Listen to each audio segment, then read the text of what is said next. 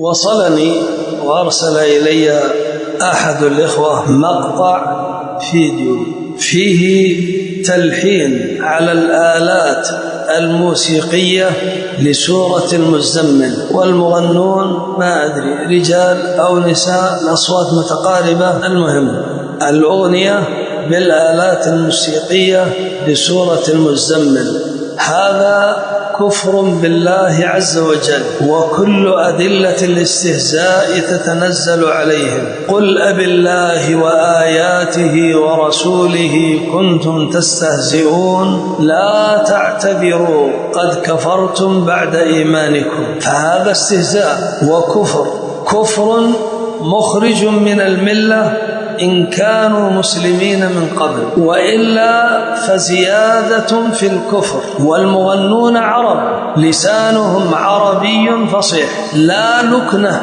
كلكنة الأعاجم، بل هم عرب. فهذا المنكر العظيم ندعو فيه علماء الإسلام في جميع الدول أن ينكروا هذا المنكر كي ينقطع أولا ولا يتسع ولا يتكرر. ويجب أن تتعالى الأصوات في رد هذا المنكر وإسكات أهله.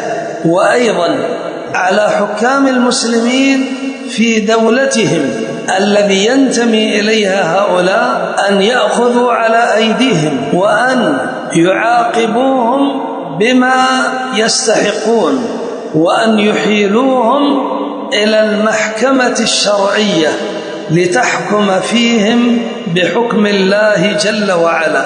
وليعلم الحاكم الذي يأخذ على أيديهم أن هذا بإذن الله من أسباب تثبيت ملكه ورفعته وعزته، وسيكرمه الله عز وجل لدفاعه عن كتاب الله جل وعلا.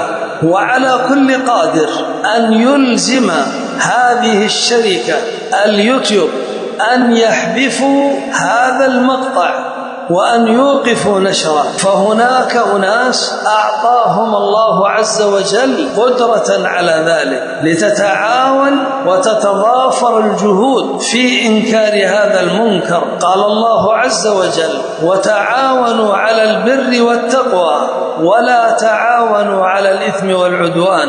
وقال النبي صلى الله عليه وعلى آله وسلم: من رأى منكم منكرا فليغيره بيده، فإن لم يستطع فبلسانه، فإن لم يستطع فبقلبه، وذلك أضعف الإيمان. فقد أنكرنا بما أقدرنا الله عز وجل عليه، وهو الإنكار باللسان.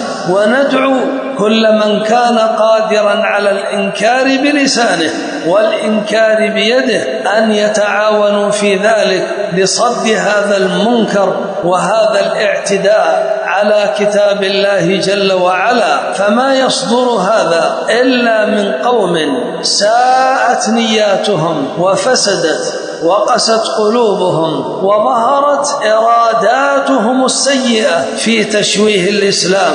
نسأل الله عز وجل أن يكبتهم وأن يردهم على أعقابهم، إنه جواد كريم، والحمد لله رب العالمين.